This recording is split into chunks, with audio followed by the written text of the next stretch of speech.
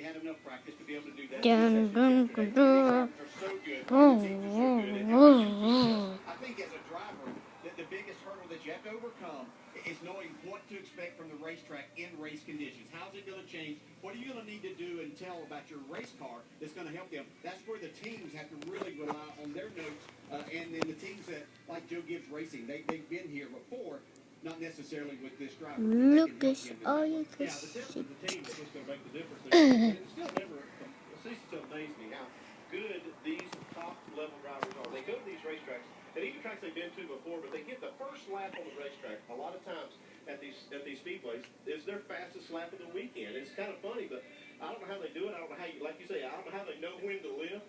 But that just shows you how good these drivers are. When you get to this level, especially the top series, the top of even this series, that's a pretty good elite talent level. He said, when you're going to spin out. Well, how do you know where that is? I guess they're going to tell you that in a hurry.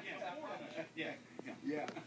And as far as Vickers and this Joe Gibbs team, you know, again, back to the Kyle Busch comparison, when you've got that 54 car knocking down the results he's been knocking down, and you're Brian Vickers, and you come in and you're expecting to contend for this championship, and you've heard Brian say in several interviews, compete for wins, compete for wins.